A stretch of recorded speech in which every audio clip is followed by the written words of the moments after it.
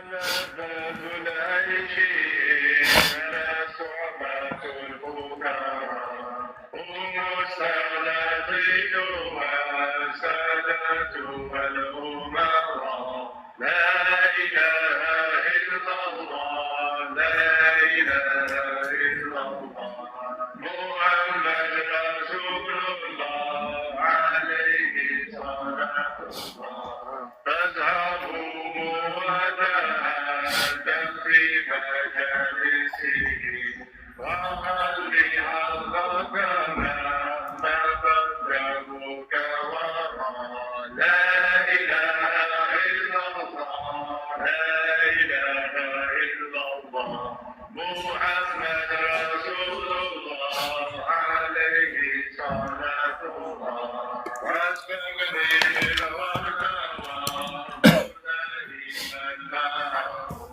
واعلم بأن الرضا يمتثل الهوى لا إله إلا الله لا إله إلا الله محمد رسول الله عليه صلاة الله والذي صلى لا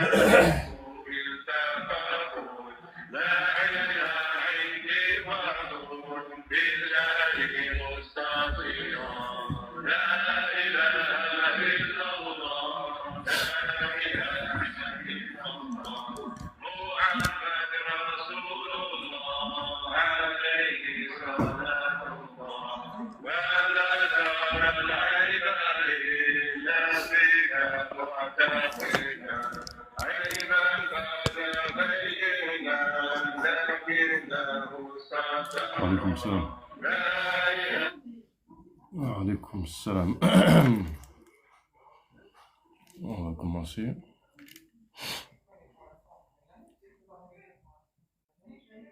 On va pouvoir commencer.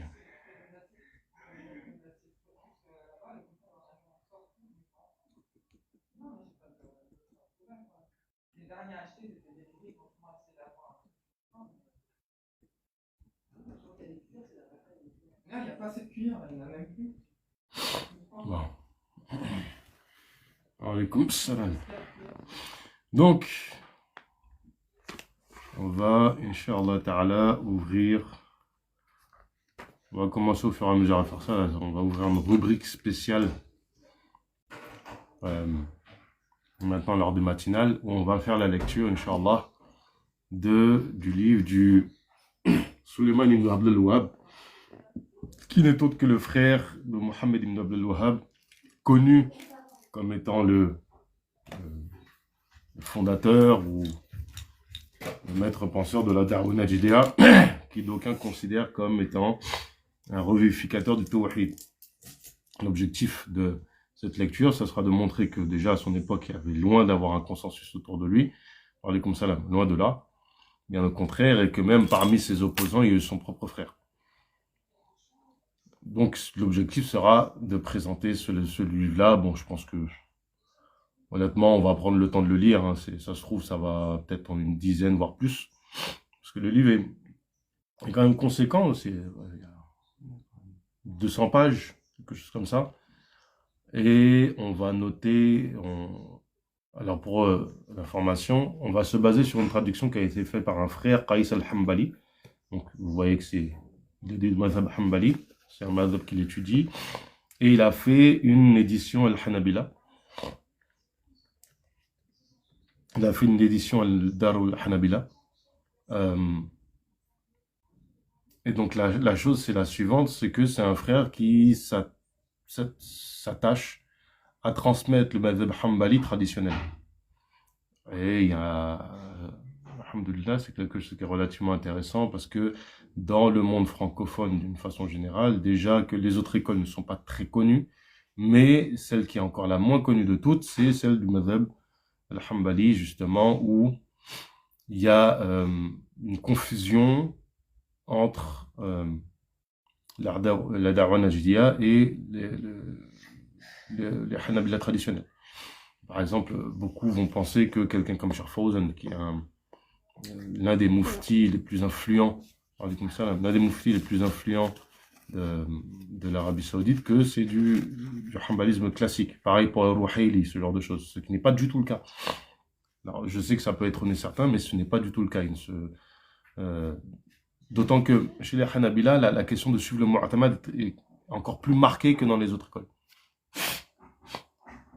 Pour discuter avec certains Tulab al-Ilm qui étudient ce madhab-là, il y a vraiment une forme de rigueur vis-à-vis du suivi de ce qu'ils appellent le Mu'tamad, avec une information, je pense, qui est importante à savoir. Chez les Hanabila, le Mu'tamad, donc je pense que c'est en Aqidah comme en Fiqh, je vérifierai, Inch'Allah, mais il me semble que c'est pareil, que ce soit en Aqidah ou en Fiqh. Eux, la recherche chez les savants de leur école est de savoir sur quel avis, le dernier avis, avant que nous quitte l'imam Ahmed. Pour eux, ils établissent le Mu'tamad de cette façon-là. Et donc, en fait, le dernier avis retenu de l'imam Ahmed, ça serait le Mu'tamad chez eux. C'est intéressant de le noter, c'est-à-dire que c'est un madhab qui s'attache, en fait, à son imam, d'une façon qui est différente des autres écoles. Par exemple, chez les Hanabila, de ce qu'un frère Hanbali a pu expliquer, ce qu'on a pu recevoir comme parole d'un frère qui a étudié ce madhab-là, c'est que il n'y a pas l'équivalent, par exemple, d'Ibn al-Qasim ou d'un Mohamed al-Shaybani. C'est-à-dire de savants dans l'école, qui sont des savants mujtahid, mutlaq, mais qui se sont attachés à la méthode de l'imam et il arrive qu'ils aient un avis qui soit différent de l'imam et qu'on le suive. Ça n'existe pas. Tout ça pour dire que Sulayman ibn Abd al-Wahhab représente un Hanbali classique, traditionnel, qui répond à son frère Mohammed ibn Abd al-Wahhab, justement selon l'approche Hanabila classique. Donc c'est intéressant à cet égard-là. Alors quelqu'un faisait une remarque justement en commentaire que ce n'est pas une preuve. C'est une preuve que les gens n'étaient pas d'accord avec cette da'wa. Donc si, c'est une preuve. C'est une preuve de cela. C'est une preuve qu'il y a des gens qui étaient en désaccord profondément, et notamment parmi les Hanabila. Il faut savoir que j'ai pas le nom en tête, mais certains parmi les mashayikh Hanabila de leur époque, des grands savants Hanabila de leur époque, certains ont carrément dit qu'il est venu avec une nouvelle religion. Donc, si pour vous c'est pas une preuve, oui, ça s'entend, mais ça reste un élément probant. Je crois que c'est une preuve. Probant, preuve, c'est la même racine. C'est un élément probant du caractère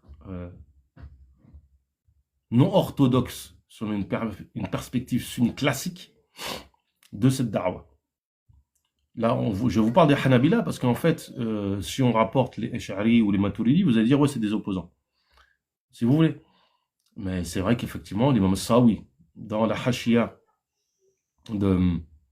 du Tafsir al-Jalalain ou Ibn Abidin, qui sont respectivement un Maliki Ash'ari classique, et Ibn Abidin, il me semble qu'il est Maturidi aussi, Hanafi, ont vraiment été virulents. Ils les ont qualifiés de Khawarij de leur temps.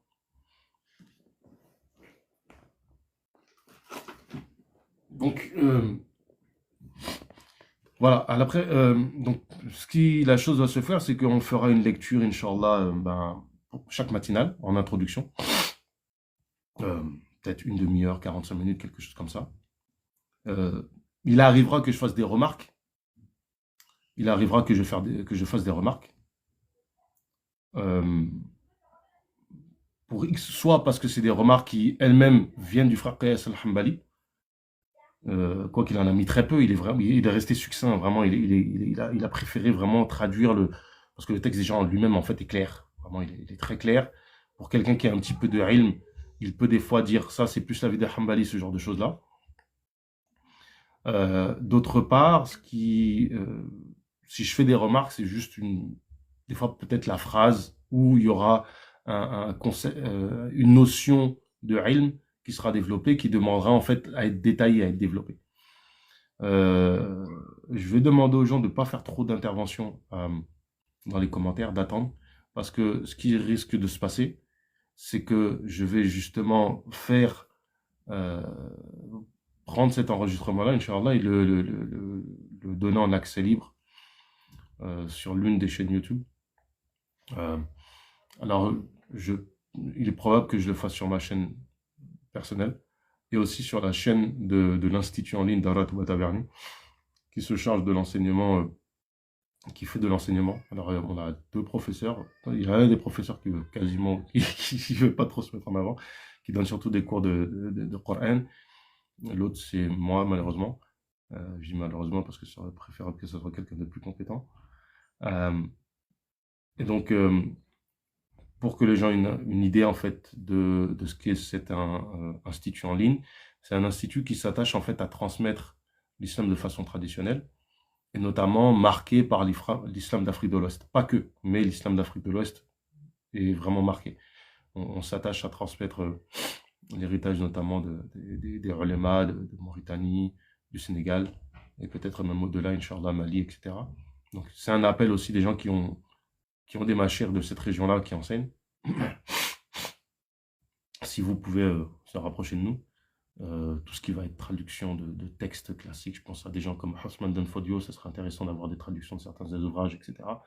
Nous, pour l'instant, on est surtout attelés à faire du travail sur des ouvrages de Cheikh al-Khadim, de Cheikh Ahmed Bamba, et commenter ces ouvrages. Il y en a une dizaine qui sont en préparation. Dernière chose,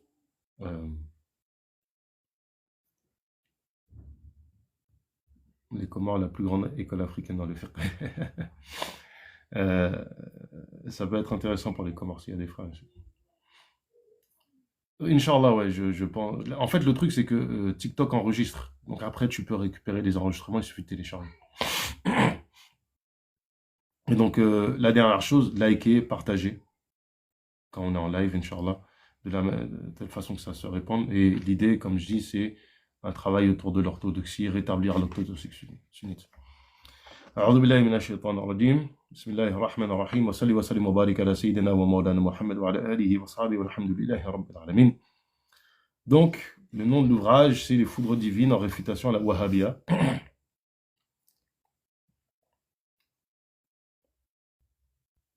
Donc, c'est Wa'aqu al-Ilhiya fi rad ala al-Wahhabiyya. Donc, les foudres en réfutation à la Wahhabia. La traduction, comme je le répète, est faite par le Fiqh al-Hanbali, qu'Allah Ta'ala le récompense pour cela. Et on ne développe pas par la suite. Ce qui est intéressant, c'est que le frère met en introduction, le messager d'Allah Ta'ala m'a dit, je ne crains pas après moi que vous commettiez le shirk. Il le fait à dessein, on sait pourquoi il le fait. Ce que je crains pour vous en ce bas monde avec lequel vous rivaliserez les uns et les autres, tuez pour elle, et soyez ensuite détruits comme ceux qui vous ont précédés ont été détruits. Donc ce que je crains pour vous est ce bas monde. Le fait qu'on désire ce bas monde. Et effectivement, la communauté s'est plus attachée aux choses de ce bas monde plus qu'autre chose. Donc, petite biographie succincte de l'auteur.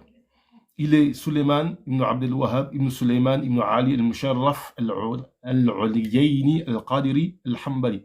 Donc, intéressant de noter, c'est probable que l'appellation al-Qadiri fait référence en fait à la tariqa, qui serait liée à la tariqa, parce qu'effectivement, le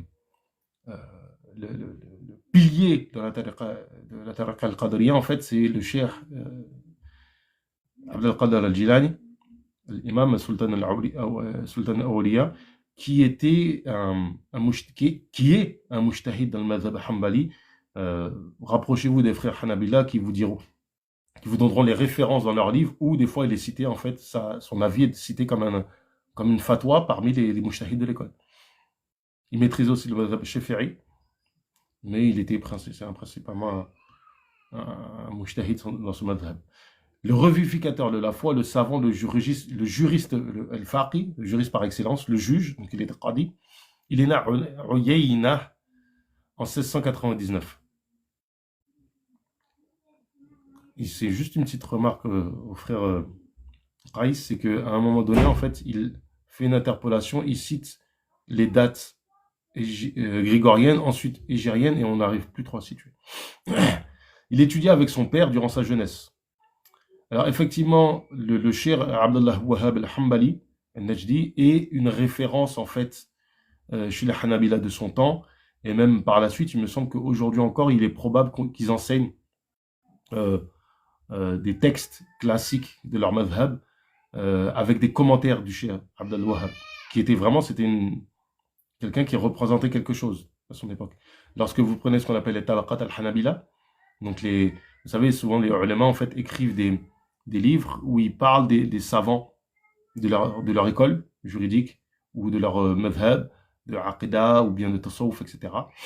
Et donc il y a toujours, et c'est intéressant de noter que le Cheikh Abd al-Wahhab et son fils Suleyman sont cités parmi les ulama de l'école. Là où Mohammed ibn Abd al-Wahhab n'a pas de chapitre à lui, mais il est cité dans le chapitre de son père ou de son frère, en disant justement que c'était quelqu'un qui a créé la fitna et son frère lui a répondu, ou bien son père a mis en garde contre lui, etc. Alors, si ton père met en garde contre toi, c'est qu'il y a vraiment un souci. Alors, voilà. Il étudia avec son père durant sa jeunesse, mémorisait le Coran à un jeune âge et voyagea vers l'Irak, le Cham, l'Égypte et dans toute l'Arabie. Il faut savoir qu'aujourd'hui encore, l'Irak est un pays qui, si je ne me trompe pas, a encore en fait une tradition Hanabila qui est marquée, qui est présente. Et dans le Cham et l'Égypte, c'est aussi des pays qui ont justement une tradition de Hanbali, avec des juges, etc., jusqu'à aujourd'hui. L'Azhar a une shir Hanbali, le Cham, etc. À savoir que, comme pour les Malikis, on parle maintenant des Égyptiens et des Maghrébins, comme deux pôles principaux du madhab, ben, chez les Hanabila, il y a justement cette idée des Chamis et des Najdi, deux pôles. Aujourd'hui, les Najdi sont très impactés par la darwa, justement, de ceux qui ont suivi Ibn Abd al-Wahhab, comme les Uthaymin, les Fawzan, etc. Il est très vite devenu un maître dans la croyance, le fiqh et hautes sciences de l'islam, recevant la validation de ses pairs comme étant un juriste, un juge expérimenté. En fiqh, il maîtrisa les ouvrages de référence du madhab qui sont al-Iqna', al-Kafi, al-Mukhtasar, al-Khiraqi, al-Muntaha. Donc par exemple, al-Muntaha et al-Iqna' sont vraiment des livres de référence chez les Hanabila. Quelqu'un qui vous donne la fatwa sans vous citer ces livres-là chez les Hanabila, vous avez une chance sur deux, soit qu'il ne maîtrise pas l'école, soit qu'il a une vision erronée de l'école. Prenons un exemple, Al-Mourni de Ibn Qudam al-Maqdisi, qui est un livre magnifique, hein, ça c'est pas à remettre en question, n'est pas un livre de référence dans la fatwa. C'est un livre qui peut être cité parce que Ibn Qudam al-Maqdisi est vraiment une référence de l'école. C'est l'une des deux riwayas les plus importantes avec le Cheikh Ibn Taymiyyah Jed, le grand-père d'Ibn Taymiyyah. Et Ibn Taymiyyah justement rassemble ces deux riwayas-là et les transmet. Et après le Cheikh Ibn Taymiyyah, Cheikh al-Islam Ibn Taymiyyah, il faut savoir que la plupart des Hanabila lui sont redevables de la transmission de l'école, parce que vous allez prendre des savants comme Ibn Rajal al-Hanbali, etc., et même tous les Hanabila de notre époque, leur école, leur silsila de leur école passe par Ibn Taymiyyah.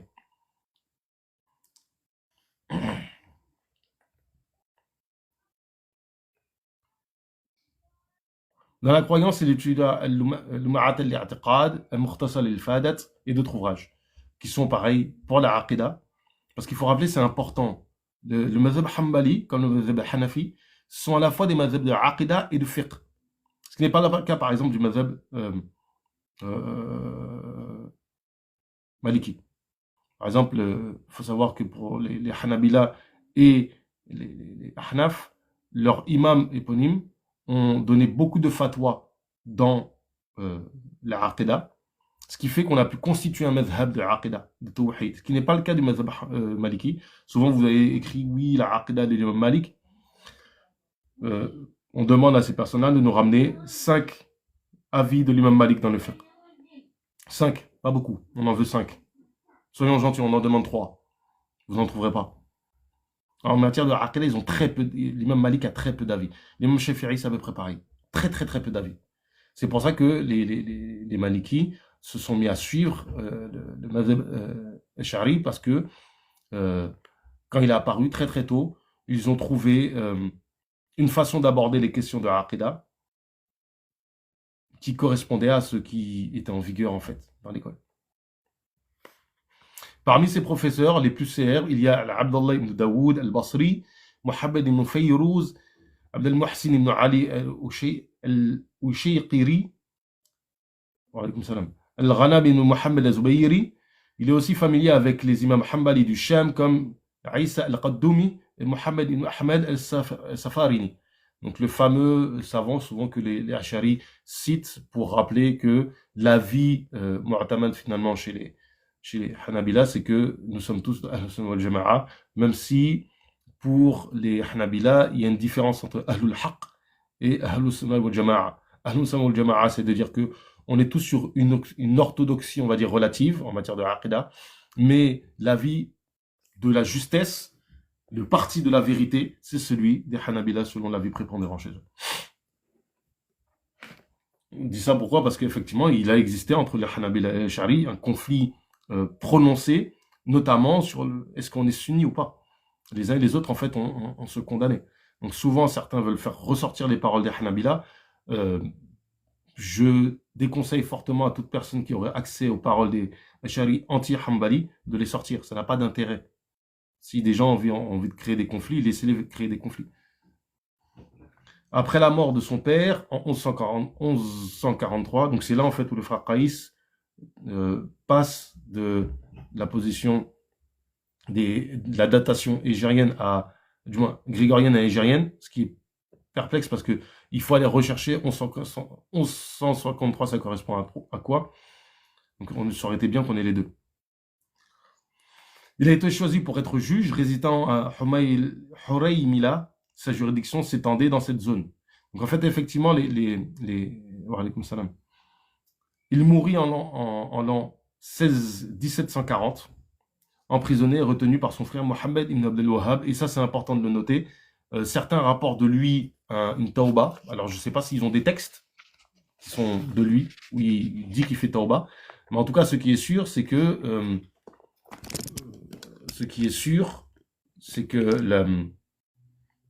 comment dirais-je,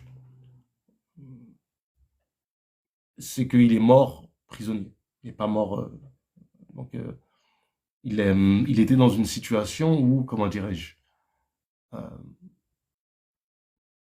il était sous contrainte. Donc, même s'il y aurait une tauba écrite, ça serait, comment dirais-je, il y aurait une suspicion de contrainte. Donc, introduction. Alhamdulillah ya Rabbil Alamin. Donc, louange à Allah. Et j'atteste qu'il n'y a de Dieu qu'Allah, seul, unique, sans associé.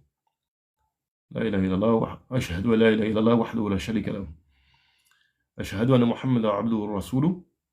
Il a envoyé avec la guidée la religion de vérité afin de l'exalter sur toute autre religion. N'en déplaise aux associateurs. Que la paix et la bénédiction soient sur lui et sa famille jusqu'au jour du jugement dernier. Ce qui suit est un message écrit par moi-même à destination de Hassan ibn Aidan. Alors, c'était l'un des étudiants avancés de Mohammed ibn Abdel Wahhab et il avait la charge d'écrire des lettres afin de propager la prédication Najdiya.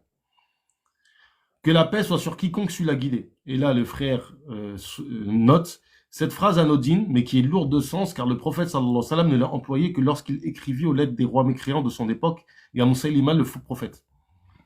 En fait, ce que veut nous faire remarquer le frère Qaïs ici, par cette remarque, c'est que le fait d'introduire, de faire passer le salam de cette façon-là, indique la considération qu'il a pour la darwa de son frère. Allah Ta'ala a dit que soit issu de vous une communauté qui appelle au bien, ordonne le convenable et interdit le blâmable. Surat Al-Imran, verset 104. Le prophète a dit la religion et la sincérité et le bon comportement. Rapporté par Ahmed. En effet, vous m'avez écrit plusieurs fois pour m'inviter à venir pour une rencontre, mais je vous ai déjà averti par l'intermédiaire de votre collègue que cela n'aura pas lieu. En revanche, je vous mentionnerai quelques paroles que je connais des gens de science. Si vous acceptez ce qui est transmis, c'est tout ce que je l'espère et la louange est à Allah.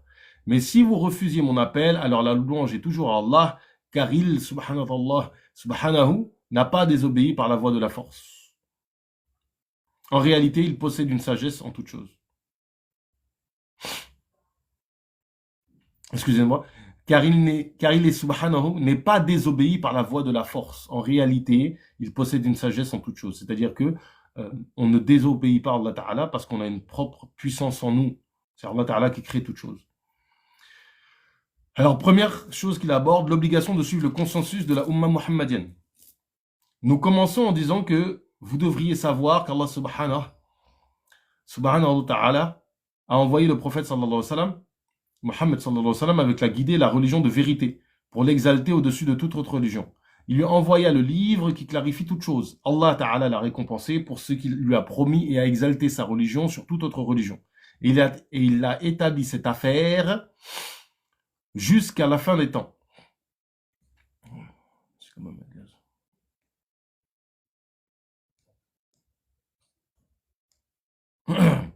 Lorsque les âmes de tous les croyants seront enlevées, il a fait de sa ummah la meilleure des communautés, comme il a dit. Vous êtes la meilleure des communautés qu'on ait fait surgir pour les hommes. Surat al-Imran, verset 110.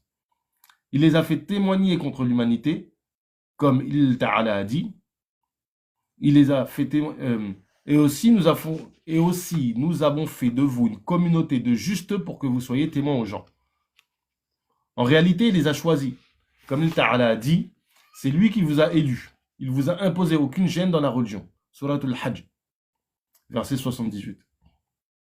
Le prophète sallallahu alayhi wa sallam a dit, sur quelques 70 communautés, vous êtes la meilleure et la plus honorable parmi elles au regard d'Allah. Rapporté par Ahmed.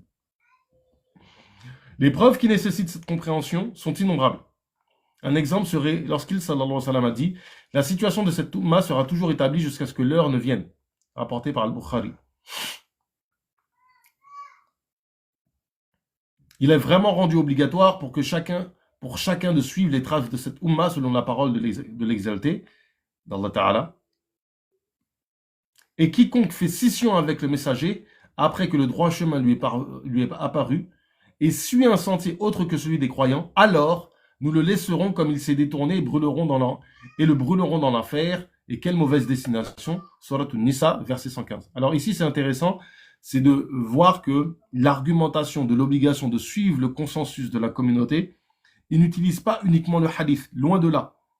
En fait, il aurait pu utiliser le hadith et montrer les indices dans le Coran qui renforcent la compréhension du hadith. Parce que ce hadith est ahad en réalité, mais ce qui est rapporté, c'est que son mafhoum, sa compréhension, elle est mutawatir. En fait, il y a ce qui est tiré comme compréhension de ce hadith, le terme mutawatir n'est pas juste, c'est pas comme ça que j'aurais dû le dire, c'est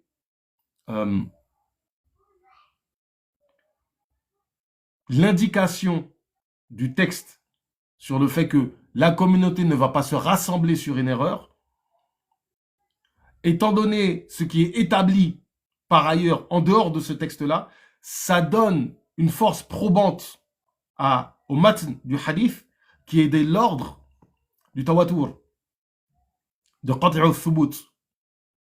C'est-à-dire qu'il est établi de manière péremptoire, de manière indubitable. C'est-à-dire que le sens indiqué, qat'u al-dalala si vous voulez, le sens indiqué lui est indubitable. Et c'est ça qu'il faut comprendre en fait. Et ici, ce qui est intéressant, c'est que le Cheikh Suleiman ibn Abd al-Wahhab démontre par des indications autres que ce hadith-là qui est connu de tout le monde, le caractère indiscutable de l'obligation de suivre l'ijma' de la Ummah. Dans ce texte, le consensus a été affirmé comme étant une preuve décisive par lui. Donc il dit le texte du Coran ici. Et il n'est permis à personne de sortir de cela. La preuve que nous avons mentionnée est bien connue pour quiconque ayant une connaissance de la foi, de l'iman. Vous devriez savoir que le prophète sallallahu alayhi wa sallam est venu avec ce que l'ignorant ne doit pas se fier à son opinion, mais qu'il est nécessaire qu'il demande aux gens de science, tout comme l'exalté a dit, et demande aux gens de science si vous ne savez pas. Surat An-Nahl, verset 43, il faut savoir qu'il y a plusieurs passages du Coran où est évoqué cela. Demandez aux gens du rappel si vous ne savez pas. Demandez aux gens du rappel si vous ne savez pas. Et il, sallallahu alayhi wa sallam, a dit, le seul remède pour celui qui ne sait pas une chose est de poser la question à ceux qui savent, rapporté par Ahmed. Effectivement, il y a une chose sur ça qui est intéressante, c'est que on dit la adri nisfu ilm, je ne sais pas la moitié de la science, mais le nisfu restant, le nisfu baqi, en fait, c'est poser des questions. Et apprendre à poser des questions, ça c'est quelque chose qui est important. Vraiment, je crois que je le dis, mais j'insiste pas assez dessus. Pour les gens qui s'intéressent au savoir, qui s'intéressent à l'apprentissage, qui veulent vraiment développer leurs connaissances, apprenez à poser des questions. Apprendre à poser des questions, c'est fondamental. C'est la deuxième chose après, je ne sais pas, qu'il faut maîtriser. Tout ceci est un consensus, comme mentionné dans l'ouvrage Al-Ghayat al-Su'al, de l'imam Abu Bakr al-Harawi, qui dit sur le sujet: les savants ont établi un consensus sur le fait qu'il n'est pas permis d'être un imam mujtahid dans la religion et sur la voie droite jusqu'à ce qu'il y ait rassemblé en lui-même les caractéristiques suivantes. Les caractéristiques qu'on va rapporter, si on ne fait pas de remarques, effectivement, il y a consensus dessus. Parlez comme ça là. Il y en a d'autres où, manifestement, c'est un consensus chez les Hanabila. Qu'il ait maîtrisé la langue arabe parfaitement dans ses différents types, sens, poésie, ses différents types et ses formes. Qu'il connaisse la divergence d'opinion entre les savants et les juristes. Qu'il soit lui-même un savant et juriste mémorisant l'arabe, ses classifications et variétés. Être un savant du livre d'Allah, l'avoir mémorisé dans ses différents modes de récitation aussi bien que les différentes variantes. Sur ce quatrième condition, en vérité, il y a divergence. Il y a des avis qui vont dire qu'il suffit de maîtriser les versets muhkam, les versets en fait de quels on tire un hukm shari'i. Sans maîtriser, c'est pas forcément les retenir par cœur d'ailleurs. C'est les maîtriser, savoir se retrouver dans le texte du Coran. Il doit être savant du tafsir, exégèse, connaître l'univoque, le muhkam comme l'équivoque, le mutashabih, l'abrogeant et l'abrogé et ses récits. Sur ça, effectivement, il y a un consensus, on va dire, relatif, qui est lié à ce que je viens de dire juste avant, c'est que il faut avoir une maîtrise des versets qui sont muhkam et notamment maîtriser ce qui est abrogeant et abrogé. Il doit être un savant du hadith du messager d'Allah sallallahu alayhi wa sallam en étant capable de faire la distinction entre l'authentique, le saqim, le muttasil, le muttaqi, le munqati', le mursal, le musnad, le mashhour. Ça, c'est des catégories en fait de hadith. Sur ça, pareil, il y a des... Ce qu'on dit, c'est qu'il n'a pas besoin d'être un muhaddith, mais il pourra se baser sur le travail des muhaddithin. C'est ce qui est retenu. Ça, on peut trouver ça dans les commentaires notamment de Waraqat, notamment les commentaires de l'imam al-Hattab. Il devrait être aussi un savant des paroles des compagnons, distinguant le mawqouf et le musnad. Pareil, c'est la même chose que pour le hadith. Il doit être pieux dans sa religion, sur la croyance authentique, se préserver lui-même par la véracité et la piété, établir son madhhab et sa religion sur le livre d'Allah et la sunnah de son messager, sallallahu alayhi wa sallam. La piété, oui, et c'est la adala en fait où il y a discussion. Le fait qu'il soit reconnu comme adl. Quand toutes ces caractéristiques sont rassemblées ensemble chez un individu, alors il est permis pour lui d'être un imam mujtahid, dont les gens peuvent faire le taqlid, suivi aveugle. Le taqlid, c'est le fait de suivre quelqu'un sans connaître son argumentation. C'est-à-dire de suivre son avis sans connaître son argumentation. C'est-à-dire qu'à partir du moment où vous connaissez l'argumentation de quelqu'un, vous sortez du taqlid. Ça ne veut pas dire que vous êtes mujtahid, c'est-à-dire que vous sortez du taqlid. Sortir du taqlid, c'est connaître l'avis, suivre l'avis de quelqu'un en connaissant son argumentation. C'est important de comprendre cette nuance-là. Quand on dit en aqidah, il n'y a pas de taqlid, c'est interdit. Ça ne veut pas dire que quand tu suis l'avis de quelqu'un en connaissant son argumentation, c'est du taqlid. Loin de là. Connaître l'avis de quelqu'un et le suivre en connaissant son argumentation, ce n'est plus du taqlid. Par exemple, si vous suivez un argument à aqidah, un avis de quelqu'un en aqidah en suivant son argumentation, ce n'est pas du taqlid. Souvent, il y a une confusion sur ça. Il fera l'ijtihad dans son din et les fatawa. Il donnera les fatawa. Toutefois, s'il n'a pas réuni ces caractéristiques en lui-même, ou il lui manque l'une d'entre elles, et qu'il est déficient, alors il n'est pas permis pour lui d'être un imam mujtahid, et donc encore moins que les gens le suivent. Il faut rappeler que pour un mujtahid, le taqlid est interdit. Un mujtahid, le taqlid est interdit. C'est-à-dire qu'il ne peut pas suivre quelqu'un sans connaître l'argumentation de cette personne-là. Parce que lui-même est apte à développer une argumentation. En fait, il ne peut suivre quelqu'un que sur la base de l'argumentation de la personne, c'est-à-dire qu'il soit convaincu que l'avis de cette personne-là, sur la base de son argumentation, est pertinent. Ce qui n'est pas le cas du muqallid. Le muqallid a obligation, en matière de fiqh, pas en matière de aqidah, en matière de fiqh, de suivre en étant convaincu de l'avis. Excuse-moi, de suivre, c'est obligatoire de suivre sans nécessairement connaître l'argumentation. Bien au contraire. Des fois, l'argumentation est trop technique pour lui. Par contre, la aqidah, il est obligatoire de suivre en connaissant l'argumentation. Je dirais ensuite que lorsque ces conditions sont réunies, cette personne sera capable de faire l'ijtihad et il détiendra le rang d'imam dans la religion. Celui qui n'a pas ces caractéristiques n'est pas digne d'être suivi et d'être dépendant de lui en aucune manière. Les savants ont dit, les gens dans la religion sont de deux catégories, le muqallid, celui qui suit aveuglément, et celui qui fait l'ijtihad. Ça, cette information-là, elle est importante. Parce que, à une époque assez récente, il y a certains savants qui ont remis ça en question, comme les savants comme Al-Albani.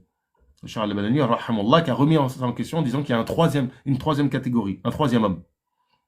Il a eu un débat d'ailleurs à l'issue de cela avec le Charles Bouté, rahimahullah.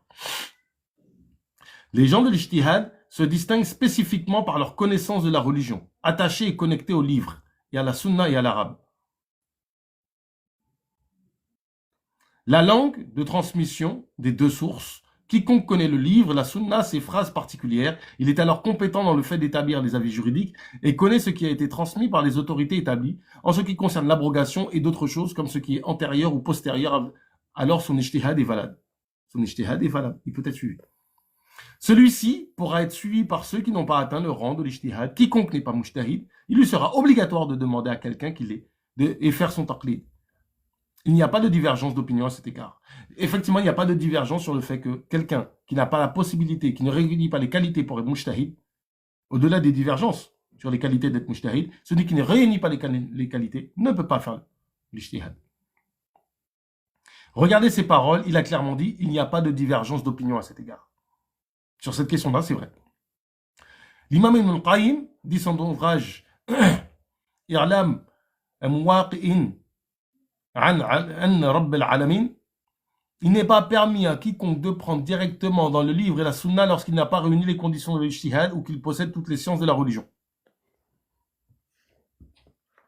Mohammed ibn Ubaydullah ibn Munadi a mentionné que lorsque l'on a posé la question à l'imam Ahmed,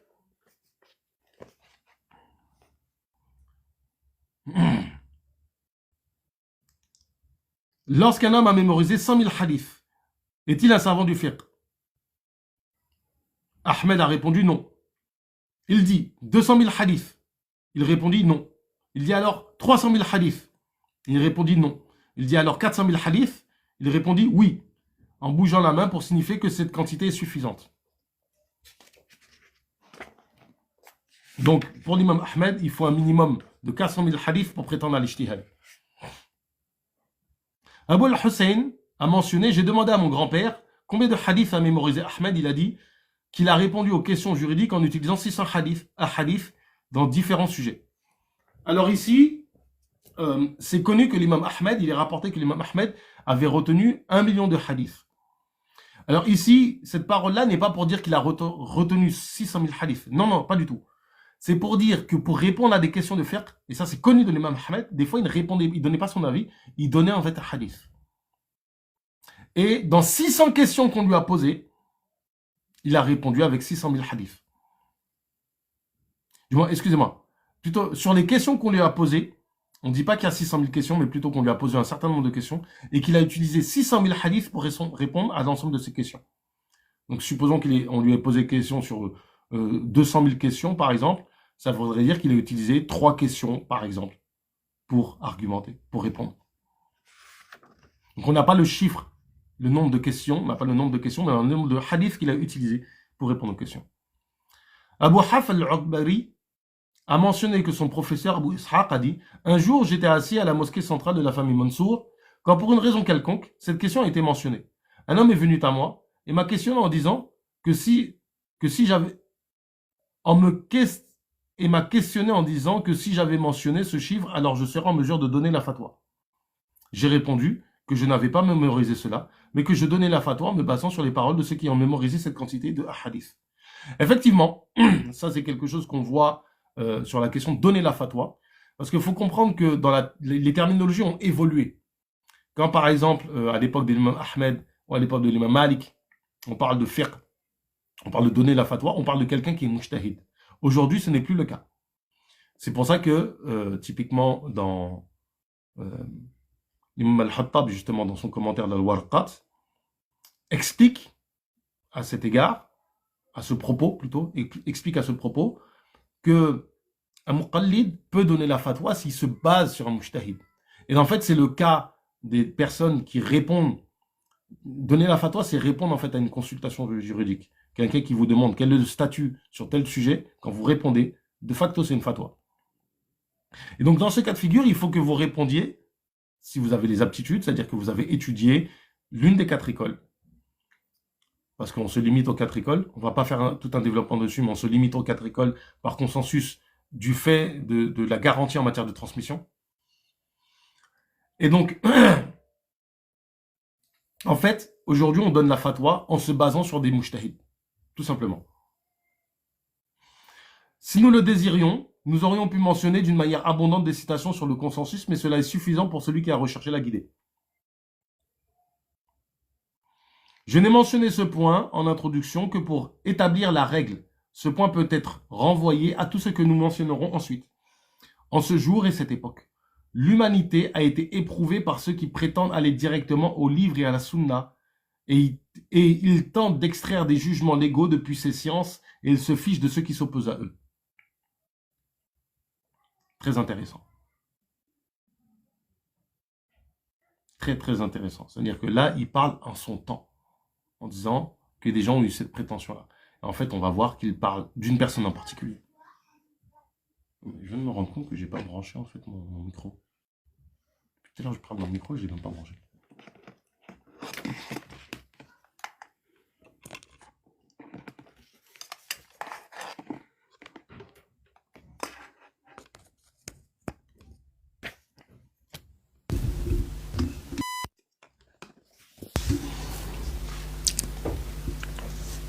Quand je lui ai dit, donc il parle à son frère, il parle de son frère, de soumettre ses propos aux gens de science. Quand je lui ai dit, donc à Mohammed ibn Abdel Wahhab, donc Suleiman, quand il a dit à son frère Mohammed de soumettre ses propos aux gens de science, il ne l'a pas fait. Et il a même fait le contraire. Il commença à rendre obligatoire le fait que les gens doivent suivre ses paroles et sa compréhension. Et lorsque quelqu'un s'opposait à lui, selon lui, cette personne était mécréante. Alors que l'individu en question ne possède même pas une caractéristique des gens de l'ijtihad.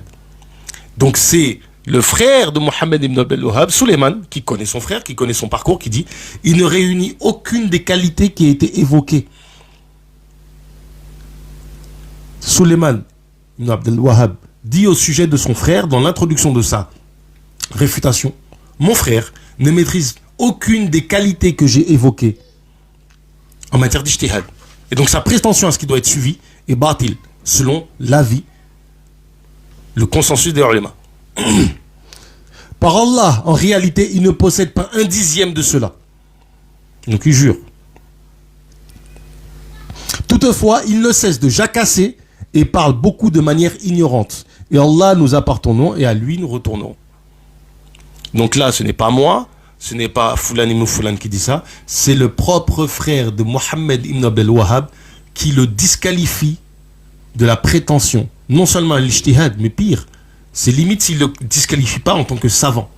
Et effectivement, dans les tabaqas des Hanabila, il n'est pas retenu en tant que savant. Toute la Oumma parle d'une seule voix, et lorsque cet individu n'est pas capable de les réfuter d'un mot, il les déclare mécréants ou grossièrement ignorants. Guide cet égaré et fais-le revenir à la... Oh, ya Allah, guide cet égaré et fais-le revenir à la réalité. Ces paroles-là sont de Suleiman ibn Abdel Wahhab au sujet de son frère Mohammed ibn Abdel Wahhab. Nous devons dire d'emblée qu'Allah Azza wa Jal a révélé, certes, la religion acceptée d'Allah et l'islam. Surat Al-Imran, verset 19. Allah Ta'ala a dit également, et quiconque désire une religion autre que l'islam ne sera point agréé. et Allah Ta'ala a mentionné, si ensuite ils se repentent, accomplissent la salah et s'acquittent de la zakah, alors laissez-leur la voie libre. Surat At-Tawbah, verset 5. Dans un autre verset,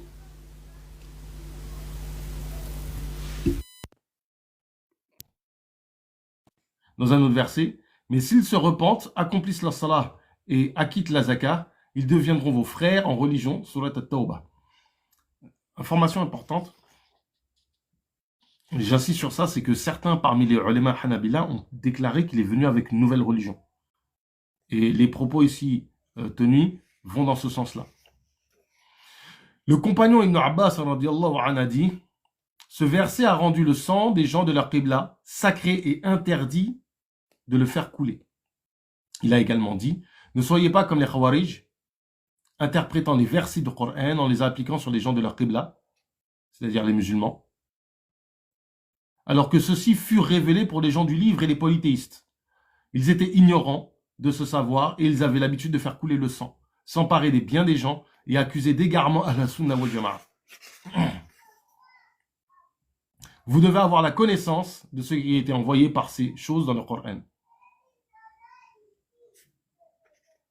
Donc ça, c'est la parole de Ibn Abbas. Le compagnon Ibn Umar radiyallahu anhu a affirmé que les Khawarij étaient les pires de la création. Il a dit à leur sujet, ils ont pris certains versets qui ont été révélés pour les mécréants en les utilisant pour les croyants.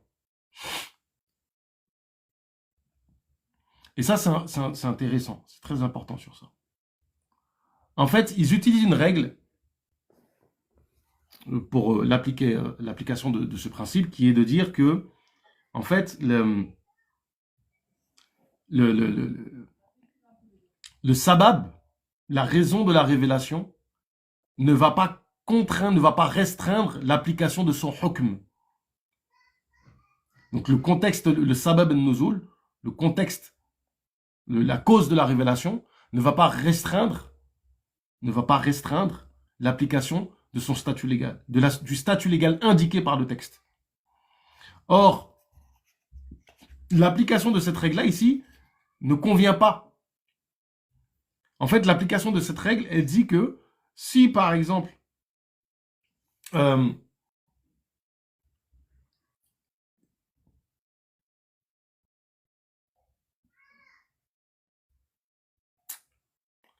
j'ai pas un exemple qui me vient en tête clair.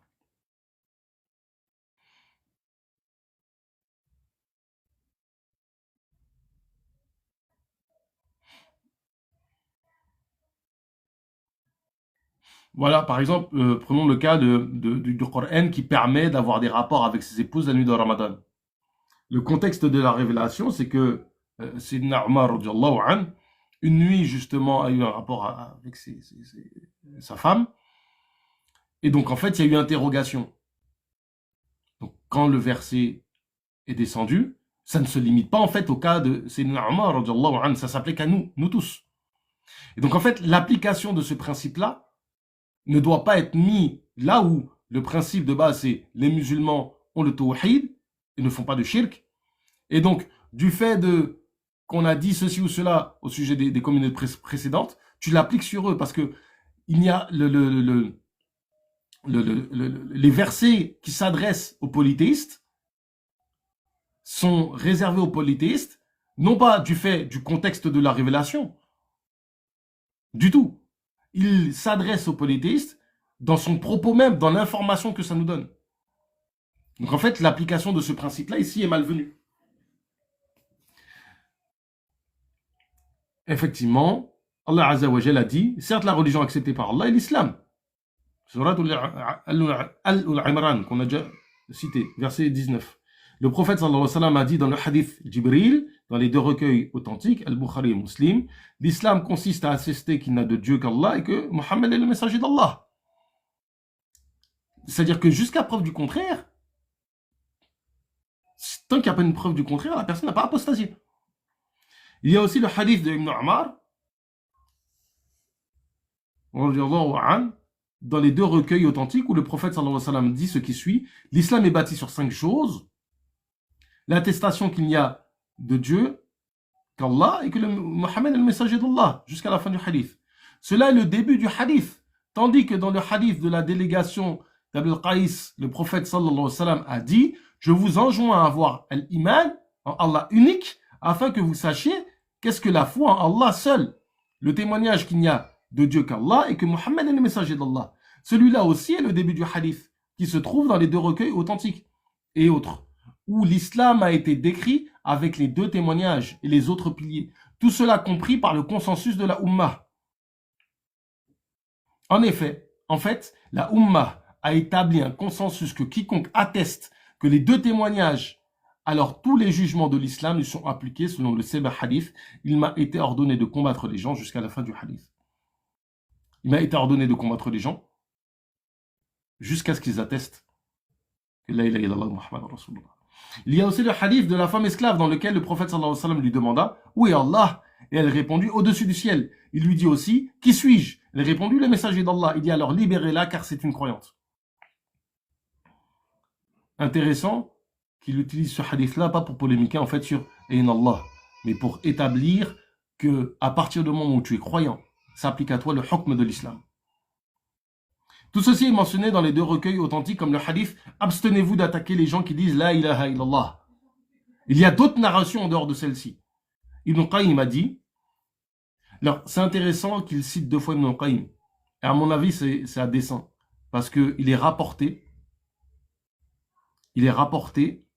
que la chose suivante,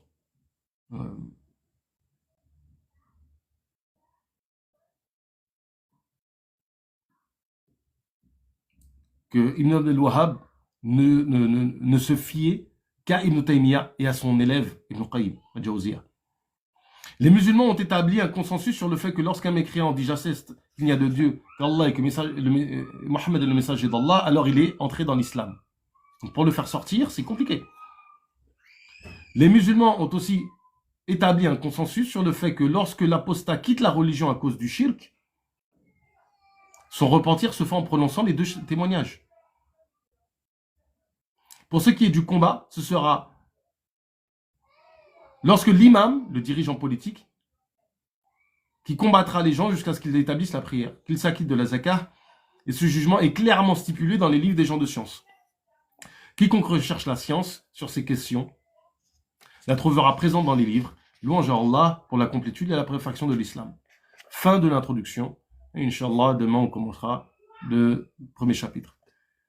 سبحانك اللهم وبحمدك أشهد أن لا إله إلا أنت وأستغفرك وأتوب إليك وصلي وسلم وبارك على سيدنا ومولانا محمد وعلى آله وصحبه والحمد لله رب العالمين.